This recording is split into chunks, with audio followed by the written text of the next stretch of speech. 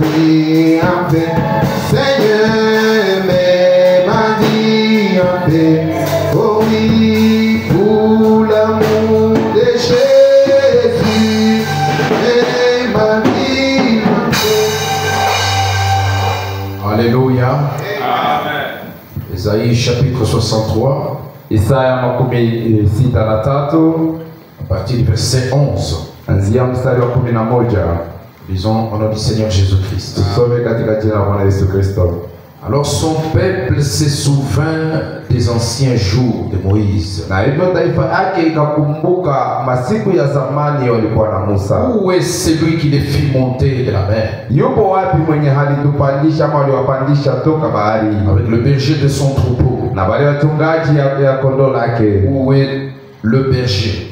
Na ule mchungaji wa kondoo. Où est celui qui mettait au milieu d'eux son Esprit Saint? Yupo wapi mwenye alikuwa anatia roho yake mtakatifu katikati yao? Qui dirigea la droite de Moïse Na mwenye aliongoza kuume kwa Musa par son bras glorieux, kupitia mkono wake wa ushindaji, qui fendit les eaux devant eux mwenye alipasua maji mbele yao pour se faire un nom éternel. ili apate kujipa jina moja ya milele. Alléluia. Amina. Qui les dirigea au travers des flots Mwenye aliwatembezea hapa katikati ya maneno comme un coursier dans le désert sans qu'il bronche, kama ile kondoo katika jangwa bila tu kukwaza, comme la bête qui descend dans la vallée. L'Esprit de l'Éternel les a menés au repos. sawa nyama mwenye alikuwa anashuka mbonde na roho wa Bwana aliwapeleka mpaka kusalama. C'est ainsi que tu as conduit ton peuple Ni hivyo ulitembesha taifa lako pour te faire un nom glorieux. ili ujitungie jina moja ya utukufu. Est-ce que je peux entendre un alléluia? Amen.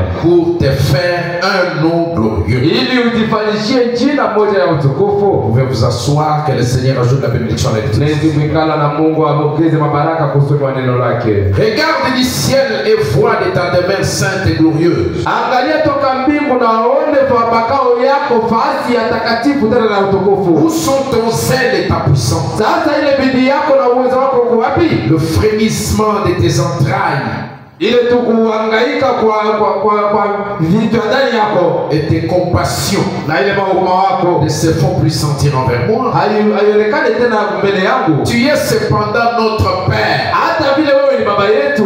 Celui à qui nous nous adressons ce soir, c'est Oui. notre papa. Ule ambapo tuko tunasemezea hii magharibi, yeye ni baba yetu. Car Abraham ne nous connaît pas Kwa sababu Ibrahimu hatujui tena et Israël ignore qui nous sommes. na Israeli anasahau sisi ni nani. C'est toi, Éternel, qui es notre Père. Ni wewe wa milele anayekuwa baba yetu. Est-ce que quelqu'un comprend quelque chose? Amen. Qui dès l'éternité t'appelle notre sauveur? Na mwenye toka tu milele anaitwa mwokozi wetu. Pourquoi, ô Éternel, nous fais-tu errer loin de tes voies? Jua nini ewe milele unatupeleka tuzunguke mbali na njia yako? Et endurcis-tu notre cœur contre ta crainte? Na unafanya mioyo yetu ikuwe mgumu kabisa kumbele ya uga wako. Reviens pour l'amour de tes serviteurs, Rudia juu ya mapendo ya watumishi wako des tribus de ton héritage. na hiyo tuma vizazi ya urithi wako. Ton peuple saint n'a possédé le pays que peu de temps. Taifa yako takatifu ilishika tu nchi kwa wakati kidogo. Nos ennemis ont foulé ton sanctuaire. Hata maadui yako walipata kushambulia fasi takatifu. Nous sommes depuis longtemps comme un peuple que tu nous gouvernes pas Sisi tuko sawa vile taifa yenye wewe hautawali tena et qui n'est point appelé de ton nom. na tena haitwaitwe tena na jina lako. C'est un appel à la révolte ici dans ces chapitres.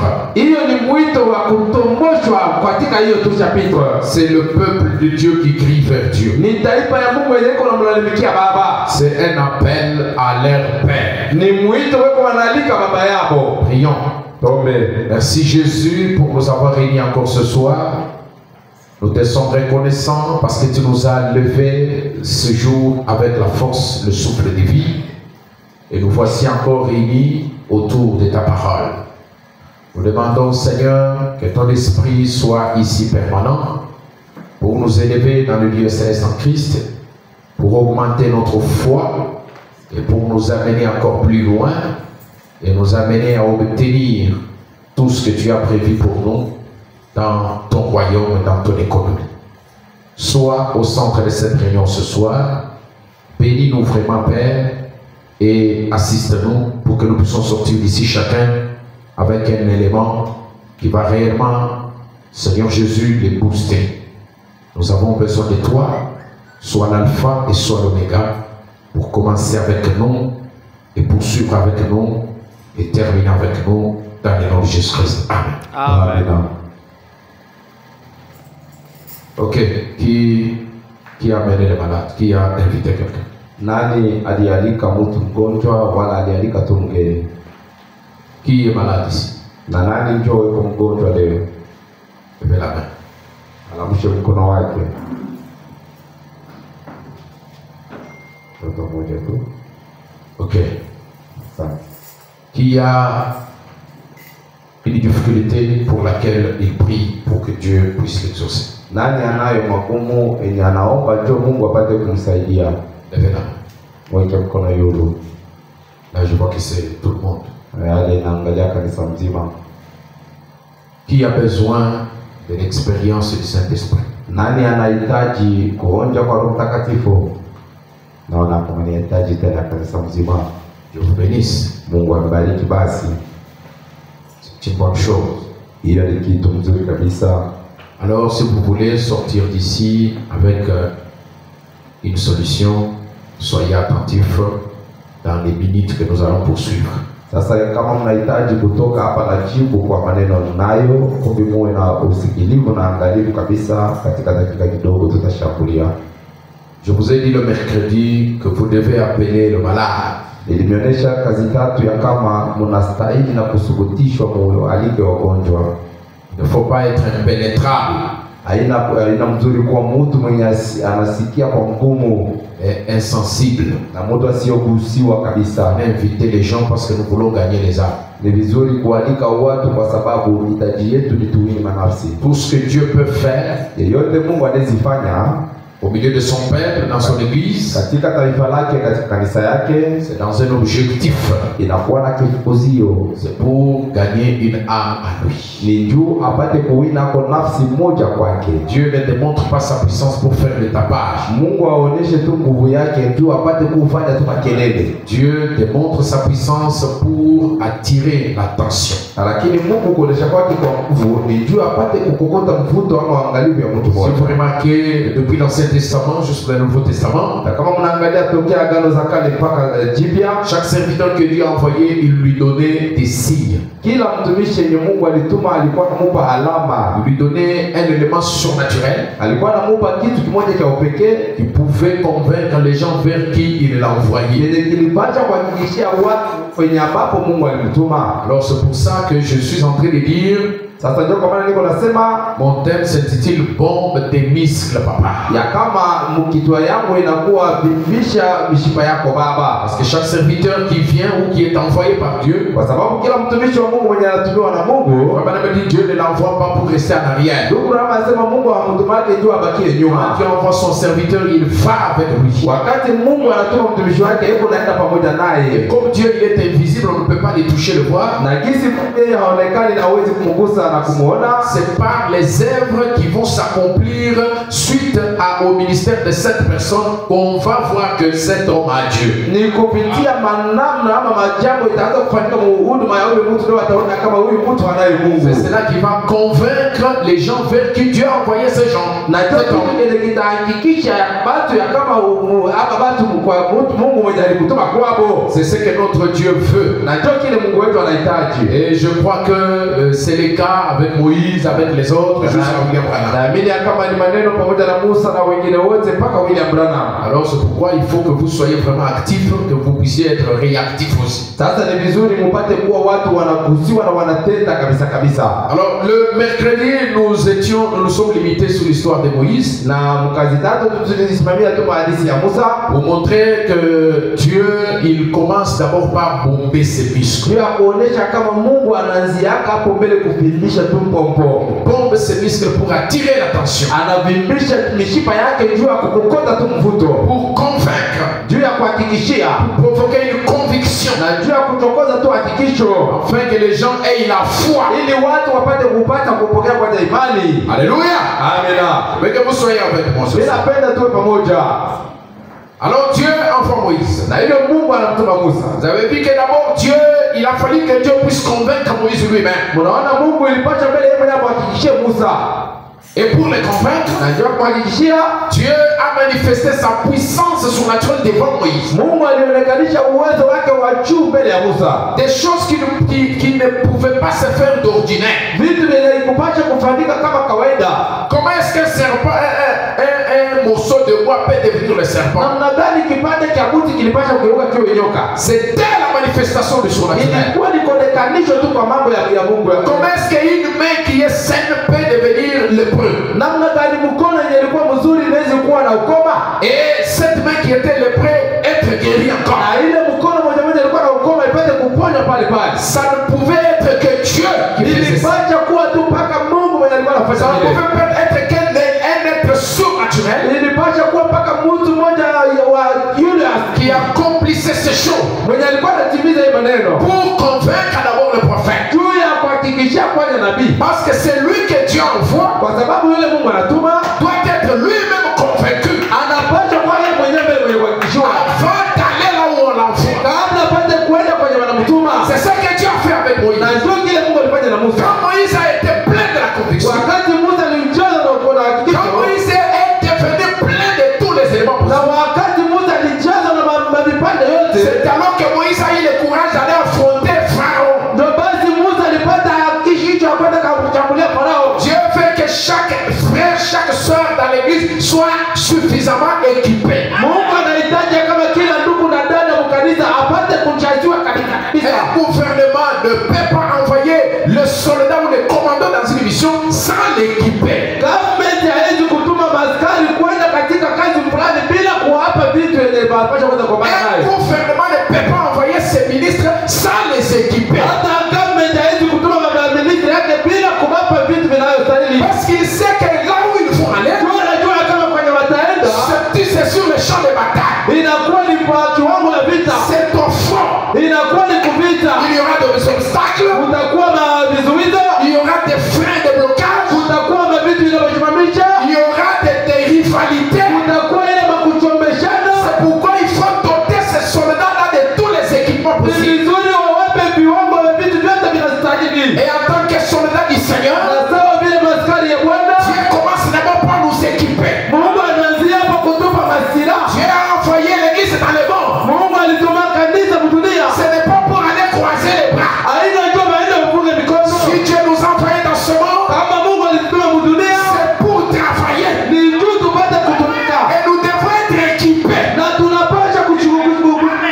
avoir les équipements. Tupate kuwa na vitu vinastahili qu'il faut pour faire ce travail. Itatusaidia ndio tutumike ile kazi. C'est pourquoi il nous a dit allez partout le monde. Endeni basi tutumike. Prêchez la bonne nouvelle. Hubirieni tu neno la Mungu. À toute la création. Kwa kila umbile yote. Voici les miracles. Tazama miujiza. Qui accompagneront ceux qui ont cru. Ikawasindikiza wenye wataamini. À mon nom ils chasseront les démons. Jina yangu watafukuza mademona. Ils imposeront les mains malades et les malades. Watatilia wagonjwa mikono na watapona. Ils saisiront les serpents. Watashika nyoka. S'ils boivent quelques breuvages mortels, kama wanakunywa vitu sumu, ça ne leur fera aucun mal. Vitawafanyishia kibaya hata. Ce sont les équipements qu'il a donnés à son église. Inakuwa ni vyombo alipatia kanisa yake. Et quand l'église va dans le monde, na wakati kanisa inaenda kudunia, manifeste ces choses.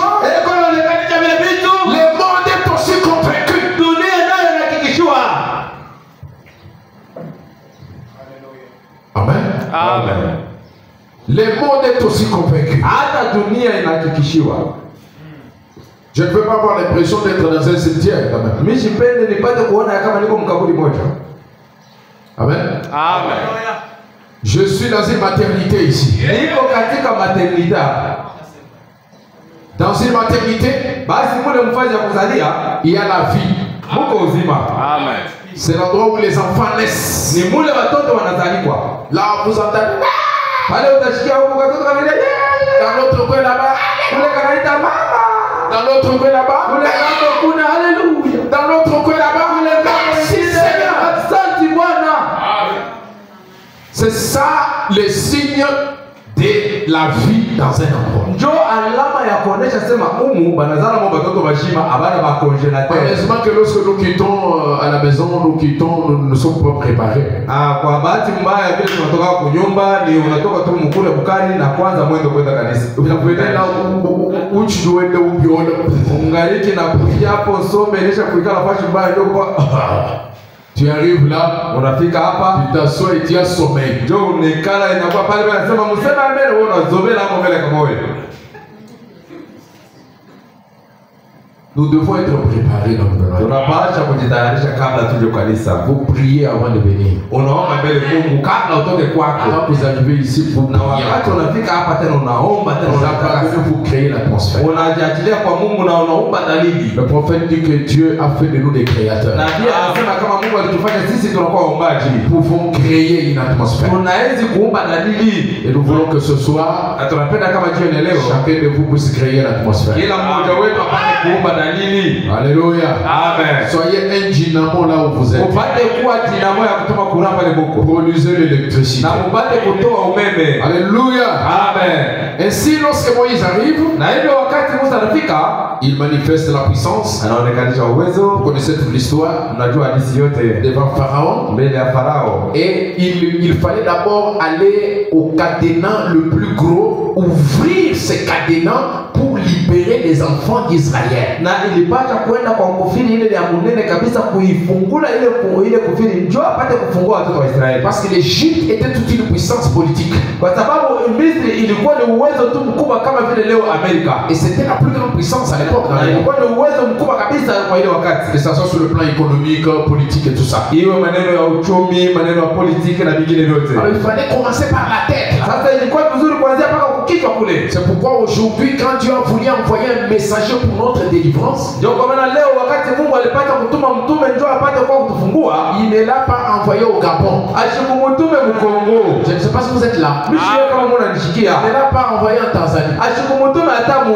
Europe. Il a envoyé le messager dans la plus grande puissance du monde. Alimutuma mjumbe paka kule kwenye kuko mambo yote ya munene. Au coucher du soleil. Paka kule kwa magharibi. C'est là que Dieu lui a envoyé. Ndio kule Mungu alimtumia. Est-ce que vous êtes là? Amen. C'est ainsi que Dieu envoie Moïse là-bas. Ndio kwa maana Mungu alimtuma Musa kule. Moïse opère des miracles extraordinaires. Musa anatenda miujiza ya nguvu kabisa. C'était le bras droit de l'Éternel. Ilikuwa ni mkono wa kuume wa Bwana. C'était Dieu en train de bomber les missiles. Ilikuwa Mungu anaonyesha mishipa yake. Mais à travers quoi ou à travers qui? Lakini kupitia nini au kupitia nani? À travers un homme du nom de Moïse. Kupitia mtu mwenye anaitwa Musa. Il faut toujours un homme. Ni vizuri kuwa paka mtu. Pour que Dieu puisse bouger, ili Mungu apate kutenda, il faut que l'homme soit là. Ni vizuri mtu awe. Parce que frère Branham dit, kwa sababu ndugu anasema, frère Branham dit, ndugu anasema, frère Branham dit, ndugu anasema, Dieu n'a pas d'autre main que la nôtre. Mungu ana mikono ingine kama na yetu. Dieu n'a pas d'autre bras que les nôtres. Mungu ana mikono ingine sio wetu. Dieu n'a pas d'autre yeux que les nôtres. Mungu ana macho ingine kama ina hii. Dieu n'a pas d'autre bouche que les nôtres. Mungu ana kinywa kama ina chetu. Qu'est-ce que ça veut dire? Banaanza kusema nini? Si Dieu fait bouger, kama Mungu anataka kutenda, c'est à travers son église. kupitia kanisa yake. Si Dieu fait parler, Kama Mungu anataka c'est kusema, à travers toi. ni kupitia wewe.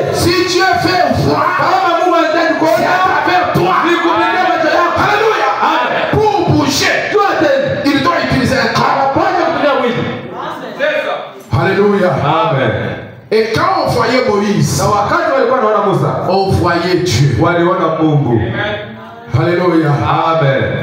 Moïse a fait des miracles terribles. Musa alifanya miujiza mkubwa kabisa. Et il a réussi à libérer le peuple d'Israël. Na aliweza hata kufungua watoto wa Israeli. C'est pourquoi la Bible dit, Ndio kwa maana Biblia inasema il a fait sortir Israël de l'esclavage par son bras.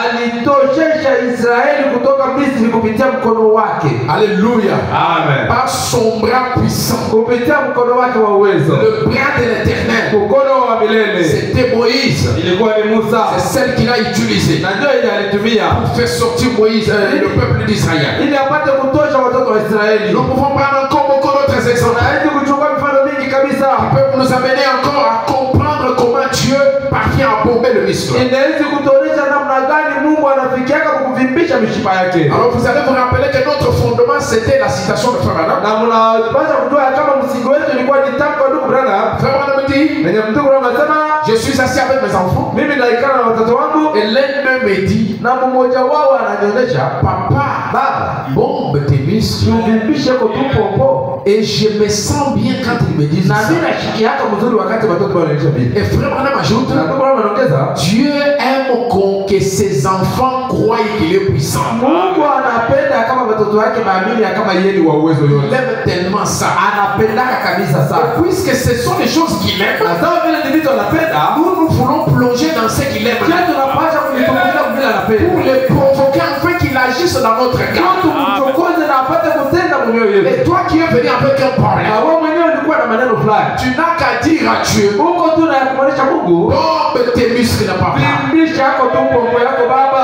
Agis dans ma situation. Tenda katika maneno yangu. Trouble l'ennemi pour moi. Umuvuruke shetani juu yangu. Entre en scène pour que je sois heureux. Ingia katika kiwango ili mimi niwe heri. N'est-ce pas toi qui as dit dans ta parole? Aidha wewe ulisema katika neno lako. Demandez jusqu'à ce que votre joie soit parfaite. Wewe mpaka pale furaha yenu itakuwa kamilifu. Donc toi tu veux que ma joie soit parfaite. Wewe unapenda kama furaha yangu iwe kamilifu. Mais regarde que je suis encore locataire. Sasa angalia ni karibu wa kulipia. Est-ce que je peux avoir une joie parfaite en étant locataire? Haiwezi kuwa na furaha kamilifu vile wa kulipia. À la fin du mois, Mwisho ya mwezi je peux venir à l'église. mimi naweza kuja kanisa. J'écoute Dieu dans la chair humaine. Mimi nashikia Mungu katika mwili wa mtu. Le Fils de l'homme manifesté aujourd'hui. Mwana wa Mungu mwenye kuonekana leo. Je crie, je suis dans la Mimi joie. nalalamika na nishikia Et mzuri. quand je retourne à la maison, Lakini wakati narudia toute kutoka la joie que j'avais accumulée, ile furaha yote mimi nilipata. dès que le bailleur me se présente, Wakati Misri ananiona. mon loyer, Nipe franga yangu. toute la joie que tu as payée à l'église, Furaha yote ile ulipata kanisa.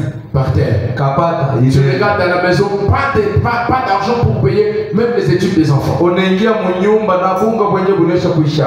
Dieu fait que notre joie soit parfaite. Mungu anahitaji kama furaha yetu iwe kamilifu. Alléluia. Amen. Et pour ça, il faut la foi. Na kwa hayo inapaswa imani. Alléluia. Amen. Gloire au Seigneur Jésus. Utukufu kwa Bwana Yesu. Et ce soir, nous allons encore exploiter une autre histoire, Na hiyo jioni tatu tukitumia tena hadithi nyingine ou deux histoires, ama hadithi mbili qui vont nous amener encore à monter notre foi. yenye itatutoa tena tupate kupanda katika imani yetu. Quand Dieu veut que son peuple fasse un choix, Wakati Mungu anapenda kama taifa yake ifanye uchaguzi, il bombe ses muscles. yeye anavimbisha mishipa. Amen.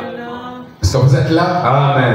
Quand Dieu veut que son peuple se décide dans une direction quelconque, Wakati Mungu anapenda kama taifa yake ichukue mpango katika maneno fulani, il bombe ses muscles anaanzia hapo mbele yeye kuvimbisha tu mpompo. pour montrer à son peuple que c'est de ce côté que vous devez suivre. Ndio apate kuonyesha taifa yake kama ni huko ngamo ndio unapaswa fanya. Pour montrer à son peuple que c'est ce choix que vous devez Ndio suivre. anaonyesha taifa yake kama unapaswa kuchagua kama hiyo. Il y a eu un jour une confrontation. Kulikuwa siku moja machambulio Et le peuple était dans la confusion. na taifa ilikuwa katika mvuruko. Il fallait que le peuple choisisse. Ilibidi taifa ipate kuchagua. C'était dans la Bible, dans 1 roi chapitre Na 18, ilikuwa ni katika Wafalme wa kwanza mstari wa 18. au verset 21. Mstari wa 21.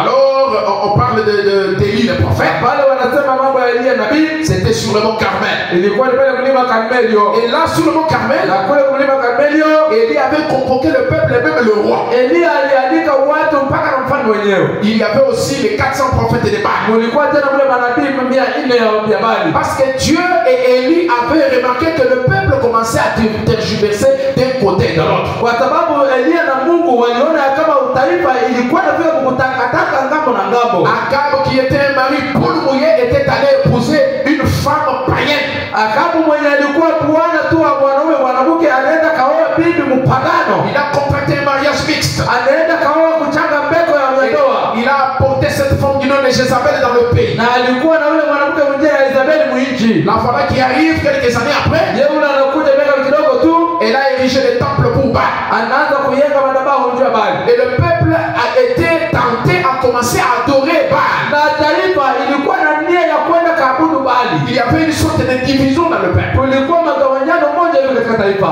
Les gens pensaient que le Dieu du ciel, l'éternel Jéhovah, ne répondait plus. Watu walikuwa nadhania kama Mungu wa mbingu Yehova wa milele asikuwa anajibu tena. Mais laissez-moi vous dire, Acha nimeoneshe. Dieu n'est jamais allé loin des hommes. Mungu anaendaka tu mbali na Ce watu. sont les hommes qui s'éloignent de Dieu. Ni watu wanaendaka mbali na Mungu. Et c'est ce qu'Israël a fait. Najua kile Israeli alifanya. Ils ont commencé à s'éloigner de l'éternel. Wakaanza kwenda mbali na Mungu. Et ils ont commencé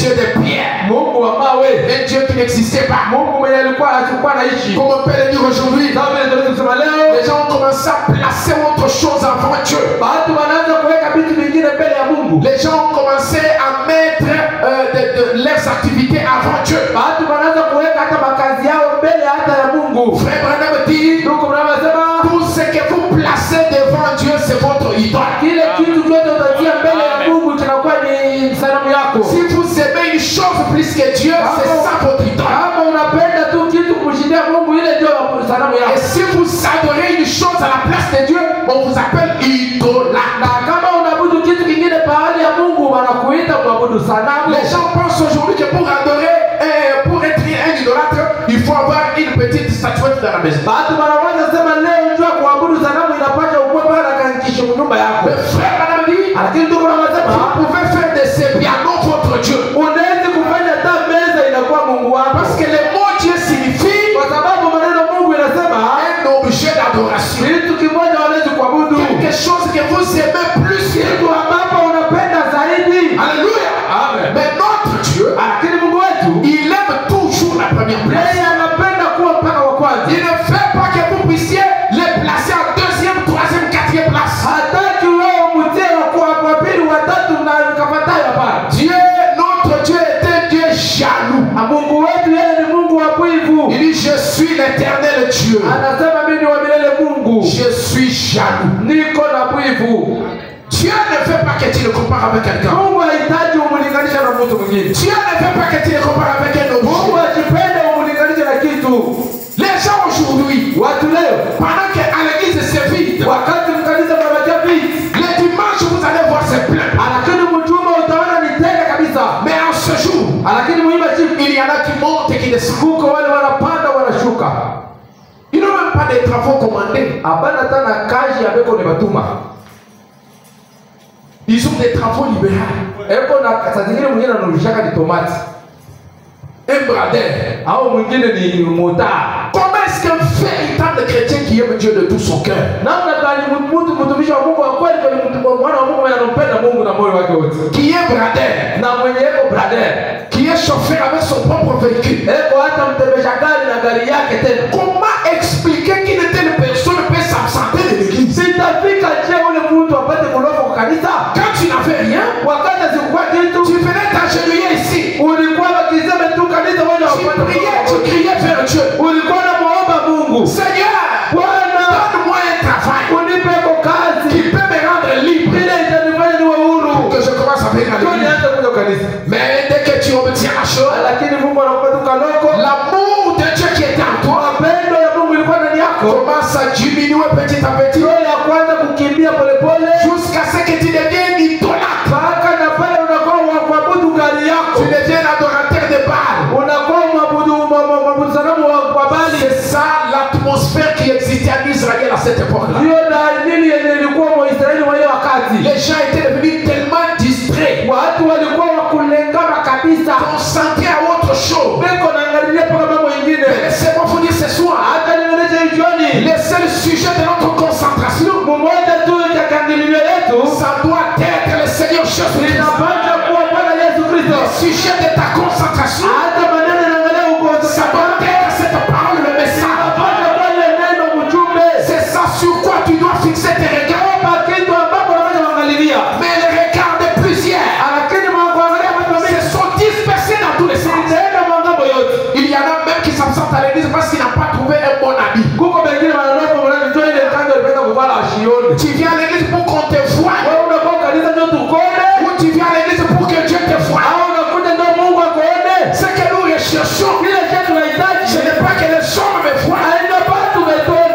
mais c'est pour que l'éternel me voie. Lakini ni walele apate kuona. Parce que l'éternel, Kwa sababu wa milele il ne voit pas les habits, yeye haone mavazi. il ne voit pas la valeur de ses habits. Asione hata mabei ya mavazi. L'éternel voit votre Kwa cœur. milele anaona moyo La wako. sincérité qui est dans votre cœur, Bwana unakuwa ndani ya moyo c'est wako. ça qu'il voit. Ndio kile yeye anaona.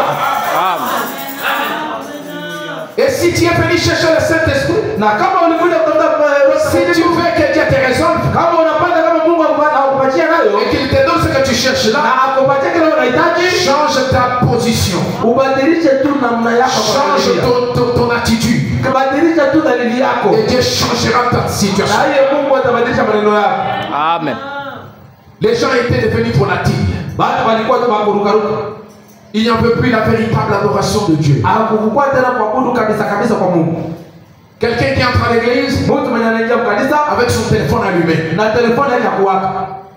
Quelques minutes après, vous le voyez, il sort. Dakika tu kidogo unaona anatoka. Halo. Halo? Unasema je? Non, ce n'est pas 1 million. Kale kakopo kana baba. Non. Hapana. Hapana. Oh. C'est 1,5 million. Mimi nilikuwa na 5,000 baba. On a discuté par les... Anatoka kuchungulia pale. Si tu vois ça, tu vas arriver à... Ukipima utaona mbaya. Usinichezee. Kama tunapata ndoa. Mimi tu kwa ya lipo tena tushimana. Mimi nipendana na mzako kufanya vitu vile. Paka hivi. Il entre à l'église. Ndio anakuja kanisa. Haleluya. Amen. Amen. Amen. Pasteur. Amen. Amen.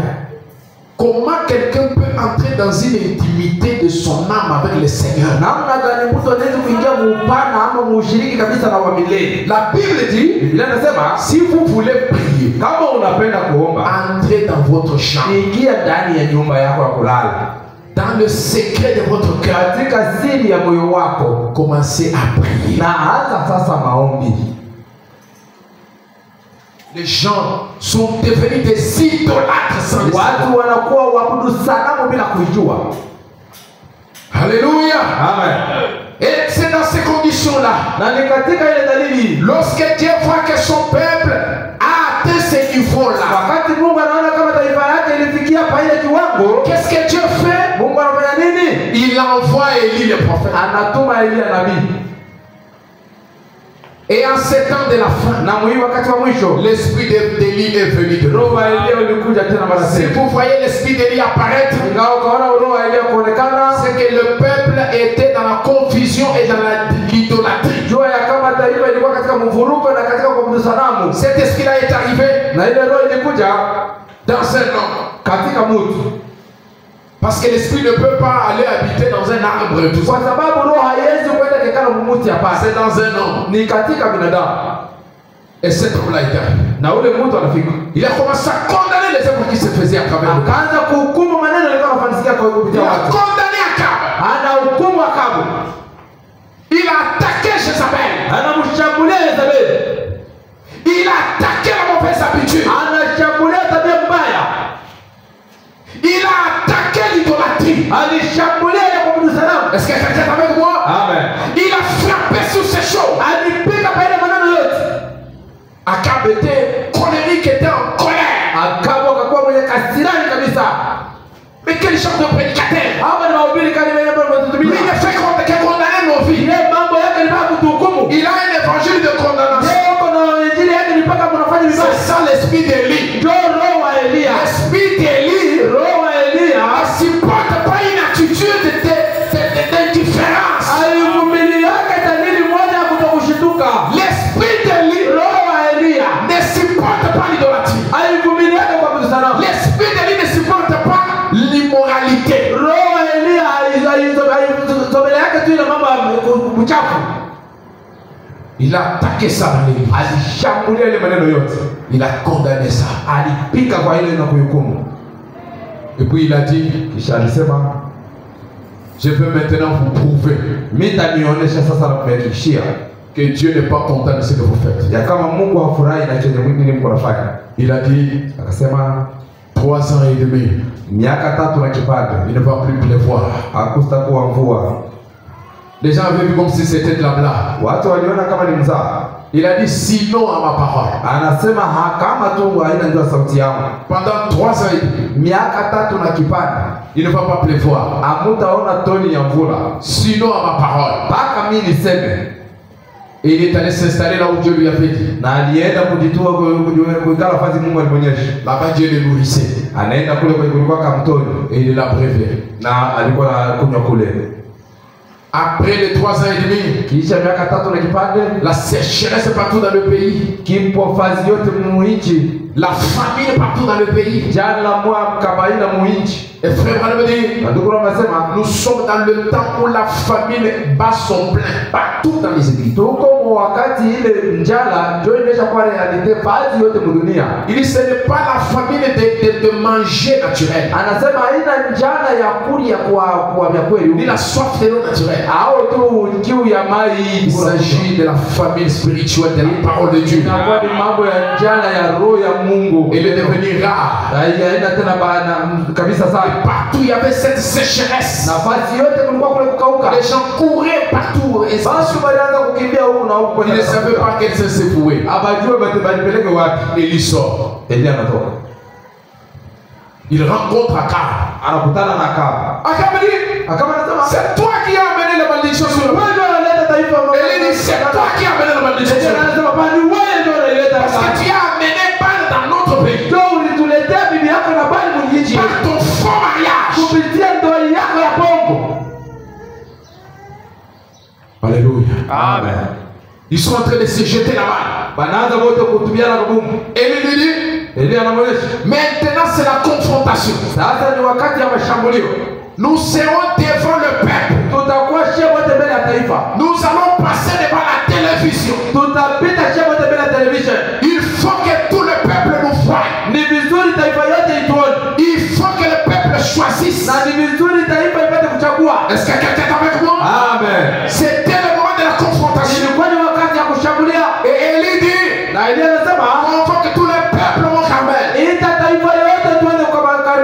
Je vais les rencontrer là-bas. Ils sont allés, ils ont convoqué le peuple. Ils sont arrivés à la date prévue. Une grande campagne d'évangélisation. Et il fallait démontrer le muscle de qui est le véritable Dieu. Pourquoi tanker par-ci par-là sur le mont Carmel? Et roi chapitre 18. Alors Élie s'approcha de tout le peuple. Jusqu'à quand clocherez-vous des deux côtés? Jusqu'à quand? Si l'Éternel est Dieu, allez après lui. Le peuple ne nous répondit rien. Il dit que l'on nous donne deux taureaux, qu'ils choisissent pour eux l'un de taureaux, qu'ils les coupent par morceaux et qu'ils les placent sur le bois sans y mettre le feu. Et moi je préparerai l'autre taureau, je le placerai sur le bois sans y mettre le feu. Puis invoquer le nom de votre Dieu. Et moi j'invoquerai le nom de l'Éternel, le Dieu qui répondra par le feu. C'est celui-là qui sera Dieu. Quelqu'un est avec moi? Amen. C'est celui-là qui sera Dieu. Donc celui qui ne répondra pas par le feu ne sera pas Dieu. Et tout le peuple répondit en disant, c'est bien. Écoutez l'introduction du discours d'Élie le prophète. Il dit, pourquoi jusqu'à quand clocherez-vous des deux côtés? Jusqu'à quand? Jusqu'à quand? Aujourd'hui tu es croyant du message. Demain tu te retrouves dans une maison de baba. Et on te faute de l'huile partout. Jusqu'à quand clocherez-vous des deux côtés? Aujourd'hui tu cries fils de l'homme. Demain on te retrouve chez l'État. Jusqu'à quand clocherez-vous des deux côtés? Aujourd'hui pasteur qui est un puissant homme de Dieu. Demain on te retrouve dans un coin en train de le critiquer.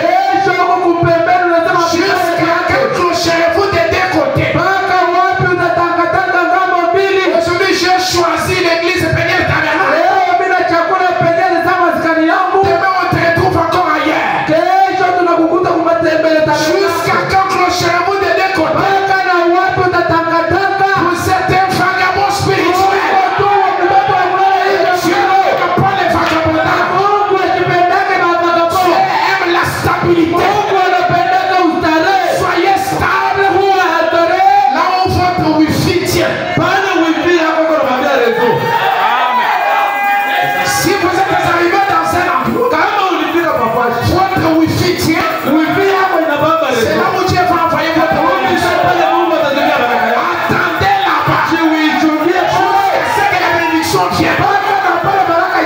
Je ne peux pas être aujourd'hui ici. Être demain là-bas. Il pose la question. Jusqu'à quand clochez-vous des deux côtés?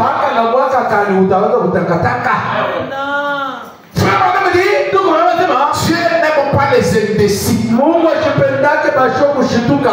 Que quelqu'un dise amen. Les gens qui n'ont pas de décision. Les indécis.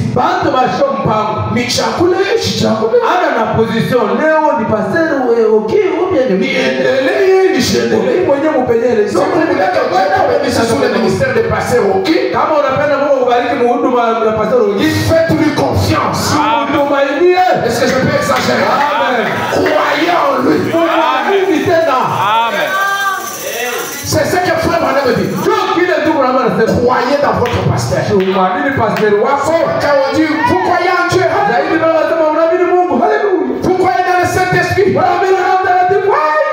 vous croyez dans le Fils, vous croyez en frère Branham.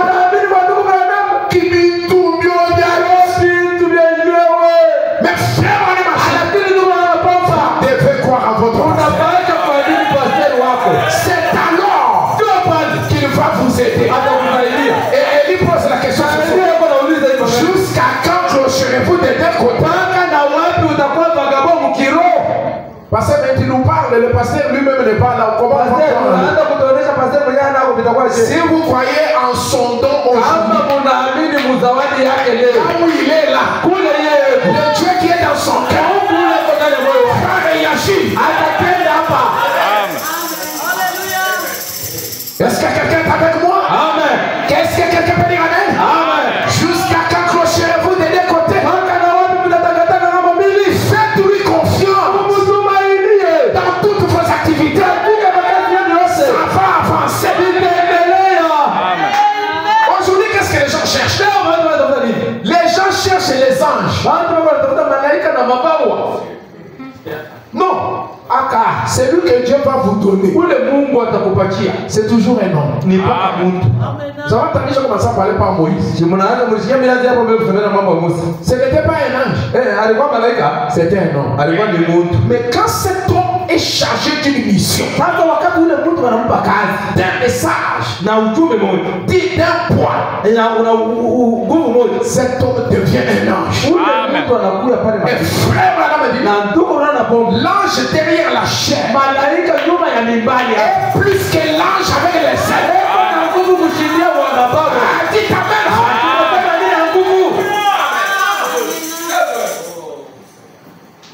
Alors, mais regardez, il a des erreurs. Oui. Toujours avec ses erreurs. Croyant en lui. C'est la chose la plus difficile. Nous sommes au temps où Dieu cherche les commandos. Les commandos. Les commandos hommes. Et les commandos femmes. Dieu a besoin des commandos. Pas de lâches. Un commando, il est d'abord un soldat. Avant d'être un commando. C'est le soldat qu'on sélectionne, qu'on entraîne pour devenir un commando. Mais si vous n'êtes pas d'abord un soldat, vous pouvez être un commando. Si vous ne croyez pas d'abord Jésus, comment pouvez-vous croire en William? Et si vous ne croyez pas en William, comment pouvez-vous croire en frère Rocky? C'est toujours un frère. Ndugu yangu. Avec qui tu manges. Tu connais même ses faiblesses. C'est celui-là que Dieu t'a donné. C'est celui-là que Dieu t'a envoyé. Alléluia. Amen. Jésus avait grandi dans sa vie. Et le jour où Jésus Na siku ile Yesu passe derrière la chair, anapita nyuma ya mimbali, on lui donne les livres du prophète Esaïe. banamupa kitabu cha nabii Isaya, Il le déroule. anafungula, Il dit l'Esprit du Seigneur est sur moi. anaanza kuonyesha sema roho wa Mungu yuko Il juu va au yangu, moins. alinipakana. Et Jésus met à jour cette écriture. Na Yesu anafanya kama ile andiko inakuwa ya sasa.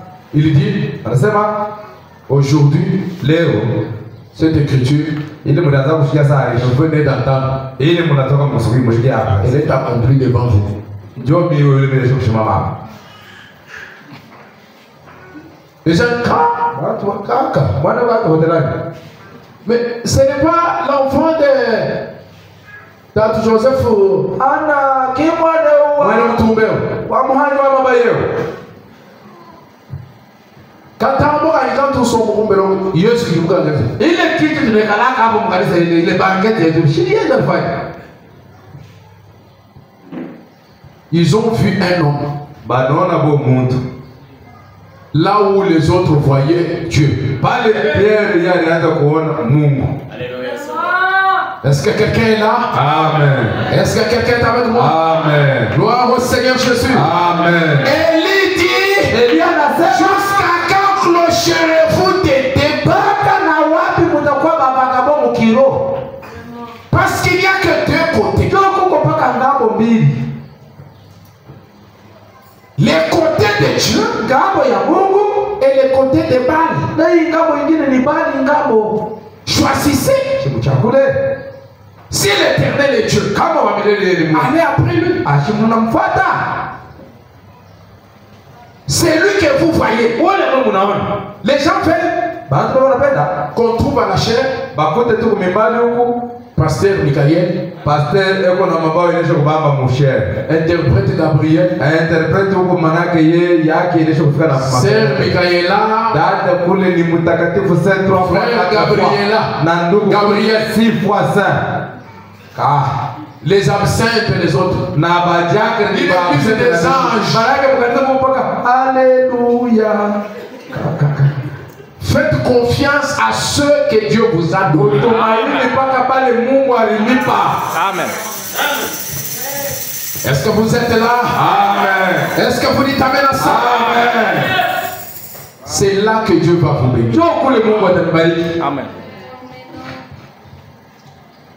Et Élie dit, Na Elia anasema, invoquez le nom de votre Dieu. mwalike jina la Mungu wenu. Moi, j'invoquerai le nom de l'Éternel. Na mimi nitaita wa milele. Le Dieu qui répondra par le feu. Mungu ule atajilia kwa moto. Ainsi de suite. Élie dit au prophète Baal, Elia anasema na manabii hapa. choisissez pour vous l'un des taureaux. Mchakuleni mbele mwe ngombe wa kwanza. Préparez-le le premier. Na mumutengeneze wa Car vous kwanza. êtes les plus nombreux. Kwa sababu Mungu babili. Invoquez le nom de votre Dieu. Mwalike jina la Mungu Mais wenu. ne mettez pas le feu. Lakini mtu ashibana alimeti. Ils prirent les taureaux qu'on leur donna Bakanachukua ile ngombe walimwachia et les préparèrent. na wakamtengeneza. Ils invoquèrent le nom de l'Éternel Wakaanza kuita jina la Baali. depuis le matin Tokea asubuhi jusqu'à midi mpaka na buduze. en disant, Mkusema réponds-nous. tujibu.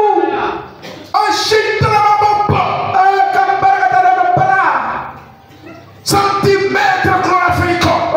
Aspirini na vingine vinafuata. Mais il n'y ni foi ni réponse. Lakini hata pemwa shikuteke. Et ils sautaient devant l'autel qu'ils avaient fait. Kisha banaanza kurukaruka kumbele ya madhabahu na mizabi yao. À midi, Élie se moqua d'eux. Na mumiji Elia akaanza kuwachekelea. Criant encore à haute voix. Alimuita saa zingine ni wafulana. Dieu. Saa zingine yeye ni Mungu. Il pense à quelque chose. Saa zingine unawaza vingine. Où il est occupé. Au wewe unafanya kazi. Il est en voyage. Saa zingine alisafiri. Peut-être qu'il dort. Saa zingine kwa kulala. Et il se réveillera. Hata atasimama. Et il criait à haute voix. Akalalamika. Il se fit selon les coutumes des incisions Akaanza kujikatakata kufuatana na makutini yapo avec des lances na ile mama mishale jusqu'à ce que le sang coulait sur eux. mpaka na pale damu na bomba ibalekesa ngombe. Lorsque midi fut passé, Pale midi ilipita, ils prophétisèrent jusqu'au moment de la présentation de l'offrande. bakatoa unabii mpaka na kuonekanisha tu kwa ile sadaka. Là, vous allez prendre compte que c'est maintenant le soir. Pale mtaona kama inakuwa ni magharibi. Mais il n'y ni foi, Lakini hakukuwa hata ni imani, réponse, hata jibu, ni signe d'attention. hata pepo kutenka. Élie dit alors à tout le peuple, Elia akasema basi taifa yote, approchez-vous de moi. mukaribie na taifa yote kamkaribia. Et Élie rétablit l'autel de l'Éternel. Elia akatengeneza mbele madhabahu ya milele. C'est ce que l'esprit d'Élie fait pour commencer. Ndio kile roho wa Elia anafanyaka mbele kwa L'autel de l'Éternel qui avait été renversé. madhabahu ya Mungu wa milele ile ilikuwa imesharibisha. Fausse interprétation de la parole. Ile makutafsiri kubaya kwa neno. C'est ce que dit le prophète commence par faire. Vile Elia anabii anaanzia hapo kufanya. Il redresse l'adoration véritable. Anatengeneza kuabudu kwa kweli. Il montre aux gens qui est Dieu. Anaonesha watu Mungu ni nani. Quelle est sa véritable nature. Na ile hali yake ya kweli Quel est le vrai Dieu adorable. ni Mungu kani wa kweli wa kuabudu. Il redresse le baptême au nom du Seigneur Jésus. Anatengeneza hata ubatizo mjina Yesu Il Kristo. redresse la semence du serpent. Anatengeneza mbegu ya nyoka. Et il relève tous les points qui étaient restés en suspens. Na analeta majibu kwa mambo yote yaliyokuwa muuaji. Il révèle les 7 sceaux. Anafungua hata mihuri Les saba. mystères qui étaient cachés dans la Bible. Siri yenye ilikuwa kufichwa. Et il montre aux gens Na anaonesha watu les triples mystères. ile masiri tatu. Les triples desseins de Dieu. Ile tu mipango tatu ya Les Mungu. desseins qu'il avait avant la fondation du monde. Na ile anatoa kabla ya kuja kwa Il mwisho. rétablit d'abord l'autel. Anatengeneza mimbari. Là où il faut adorer. Pale panastahili kwa Il Mungu. rétablit la véritable divinité du Seigneur Jésus. Anatengeneza hata Mungu wa kweli wa Yesu Kristo. Pas au nom du Père, du Fils et du Saint-Esprit. Aisa mjina Baba, Mwana na Roho Mtakatifu. Pas 3 personnes en Dieu. Hapana bantu batatu mu Mungu. Mais un seul Dieu. Lakini Mungu moja. 3 fonctions. Juu ya makazi tatu. Il restaure la parole. Anatengeneza mambo yote. Lorsqu'Élie a restauré, Wakati ile alimalisha kutengeneza. puis il dit, Akasema remplissez d'eau 4 cruches. mubebeni mantuku ine ya maji. Et versez-les sur l'holocauste. Na mumwangie pale mamimita pale. Et sur le bois. Na paile nkuni Il yenyewe. dit, faites-les une seconde fois. Asema mfanye hiyo mara pili. Et il le fit une seconde fois. Wakaifanya tena. Il dit, faites-les une 3e fois. Asema mfanye tena mara Et il le fit une 3e fois. Wakafanya. Au moment de la présentation de l'offrande. Wakati ya kuonekanisha kwa sadaka. Ça c'est déjà au coucher du soleil. Pale inakuwa ni kukashibwa benyi. Il y a quelque chose de spécial pour le soir. Quand on arrive le soir, il y a le retour. Quand on arrive le soir, les enfants qui avaient rétrogradé, les enfants qui étaient dispersés, ça va venir dans leur maison. C'est au temps du soir. On découvre votre origine. Nous sommes au temps du soir. Si vous aviez tergiversé, c'est le temps du retour. Retournez à la maison. Si vous n'aviez pas une foi frère, c'est le temps de l'affermissement de la foi. Si votre foi était petite, c'est le temps où la foi de l'enlèvement doit être droit à l'église. Parce que c'est le temps du soir qui détermine les origines. C'est au temps du soir que tout le monde commence à réveiller. Et c'est au temps du soir, au moment de la présentation de l'offrande, au moment de l'adoration, sous les chiffres 7, c'est au temps du soir. Alléluia. On découvre l'objet d'adoration et les liens d'adoration. Au temps du soir, Élie le prophète s'avança et dit, Éternel Dieu d'Abraham, Dieu d'Isaac, Dieu d'Israël. Élie, qu'est-ce qu'il fait? Il commence par donner l'identité de Dieu. Est-ce que quelqu'un est avec moi? Qu'est-ce qu'Élie fait? Il donne des références afin que le mot de passe soit complet.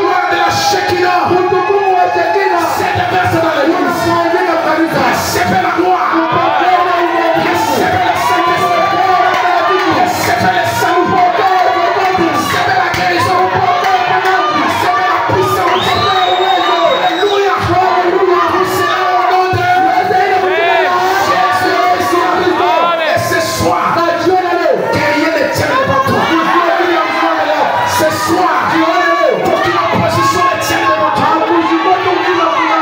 Ce soir, pour qu'une maladie ne tienne devant toi.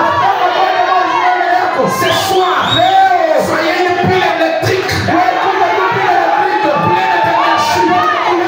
Dans le nom de Jésus, je proclame un changement vertical. Soyez rechargés. Soyez rechargés. Soyez plein de puissance. Que cette église soit en feu. Je prophétise. Soyez en feu.